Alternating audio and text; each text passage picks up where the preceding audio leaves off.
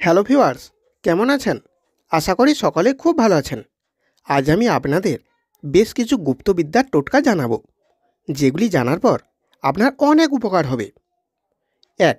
গর্ভধারণের উপায় বা সন্তান প্রাপ্তির উপায়। যে সকল মহিলাদের বিবাহের অনেক বছর হয়ে যাবার পরেও গর্ভধারণ হচ্ছে না বা গর্ভে সন্তান আসছে না, তাদের এই সমস্যা নিবারণের জন্য খুব সহজ একটি তান্ত্রিক বিদ্যা রয়েছে, যে বিদ্যার প্রয়োগ করার ফলে ওই স্ত্রীর গর্ভে সন্তান আসবে, ওই মহিলা গর্ভধারণ করতে সক্ষম হবেন। তার জন্য প্রথমে আপনাকে জোগাড় করতে হবে একটি শঙ্খপুষ্পী গাছ। তারপর ওই গাছের শিকড়টি তুলে নিয়ে ঠান্ডা জল সহযোগে পেশাই করতে হবে। তারপর ওখান থেকে 16 মাসা পরিমাণ নিয়ে যে স্ত্রী 7 দিন ধরে পান করবে এবং অষ্টমীর দিনে তার স্বামীর সাথে সহবাস করবে, সেই স্ত্রী মানুষ গর্ভবতী হবেই হবে। 2. যে কোনো বয়সে হারানো যৌবন ফিরে পাবার উপায়। যে সকল পুরুষ মানুষদের তাদের নিজেদের বদভ্যাসের কারণে বা কুসঙ্গের কারণে অথবা বয়স বৃদ্ধির কারণে রতিশক্তি লোপ পেয়েছে, বিশেষ মুহূর্তে লিঙ্গ উত্তেজিত হতে চায় না, মিলন শুরু করার পর বেশিক্ষণ সময় ধরে রতিক্রিয়া চালাতে সক্ষম হন না, তাদের এই সমস্যা নিবারণের জন্য খুব চমৎকার একটি গুপ্তবিদ্যা রয়েছে, যে বিদ্যাটির প্রয়োগ করলে চমৎকার রেজাল্ট পাওয়া যাবে। ইহার গুণে পুরুষদের কামশক্তি 100 গুণ বৃদ্ধি পাবে। রতিক্রিয়াতে লিপ্ত হবার পর বহুক্ষণ সময় নাগাদ একাধারে রতিক্রিয়া চালাতে সক্ষম হবেন।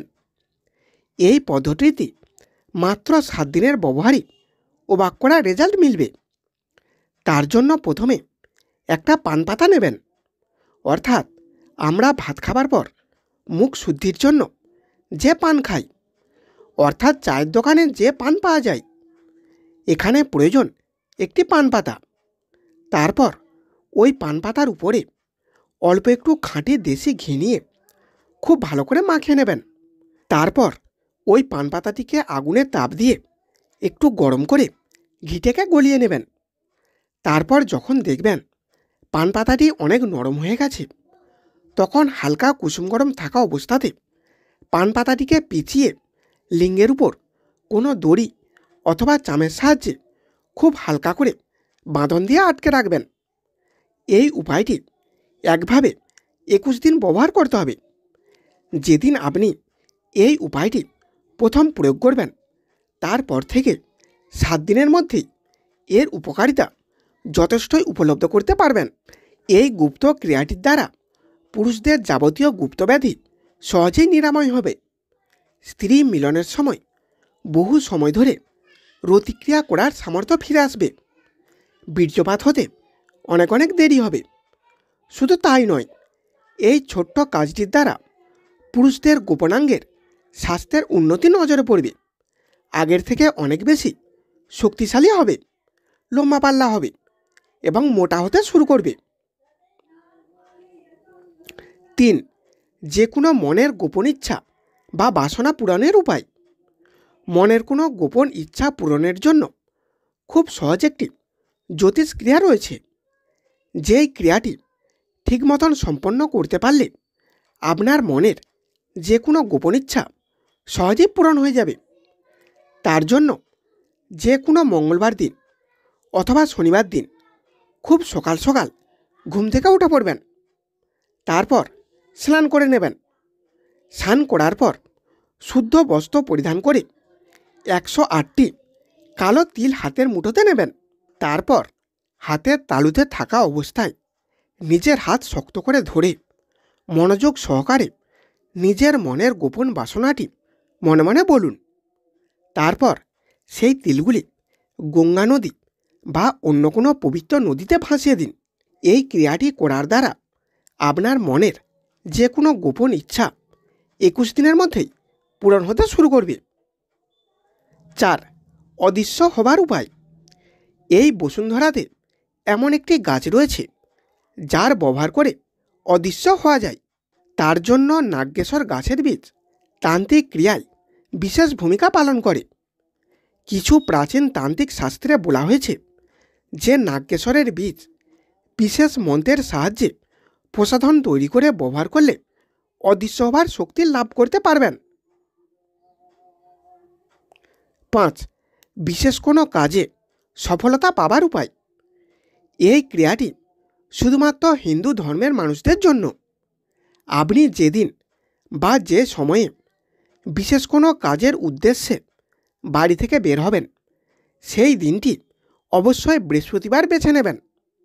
তারপর বাড়ি থেকে বেরোনোর আগে গণেশের ছবি বা মূর্তিতে হলুদের একটি টিকা লাগান এবং তারপর নিজের কপালেও হলুদের তিলক কাটুন। এর ফলে আপনি যে কাজে যাচ্ছেন বা যাবেন সেই কাজটি অবশ্যই সম্পন্ন হবে। 6. শিঙ্গি মাছের কাঁটা বিঁধলে 1 সেকেন্ডের মধ্যেই সেই জ্বালা যন্ত্রণা এবং ব্যথা কমানোর উপায়। আপনারা অনেকেই জানেন যে শিঙ্গি মাছের 2টো কাঁটা হয়। ওই 2টো কাঁটা মাছ ধরার সময় বিঁধে গেলে ভীষণ যন্ত্রণা হয়। আর এই ব্যথা বা যন্ত্রণা মুহূর্তের মধ্যেই বন্ধ করে দেবার জন্য ভীষণ কার্যকরী একটি গুপ্তবিদ্যা রয়েছে। যেই বিদ্যাটি প্রয়োগ করার সাথে সাথে সমস্ত জ্বালা যন্ত্রণা ব্যথা সবই কমে যাবে। শিঙ্গি মাছের কাঁটা মারলে অনেকে গ্রামাঞ্চলে জানেন যে কি করতে হবে, কিন্তু সবাই হয়তো সেটা জানেন না। তাই আজ আমি সবার কাছে শেয়ার করতে চাই। শিঙ্গি মাছের কাঁটা মারলে আমড়া গাছের পাতার রস নিগড়ে ওই দংশিত স্থানে যদি 1 ফোঁটা আপনি ফেলে দিতে পারেন তাহলে দেখবেন সাথে সাথেই জ্বালা যন্ত্রণা ব্যথা সবই কমে যাবে এবং ওই স্থান কখনোই ফুলে উঠবে না এবং রোগীর জ্বরও হবে না। তবে একটি নিয়ম পালন করে কাজটি করতে হবে। যখন আপনি আমড়া গাছের পাতা ছিঁড়ে নিয়ে এসে ওই রোগীর সেই স্থানে দেবেন তখন আমড়া উচ্চারণ করবেন না। মানে আপনি আমড়া নামটি মুখে নেবেন না। ভুল করেও আমড়া নাম মুখ থেকে বের করবেন না। কি গাছের পাতা কি গাছ কিছুই বলার দরকার নেই। আমড়া উচ্চারণটা একদমই ভুলেও মুখে আনবেন না।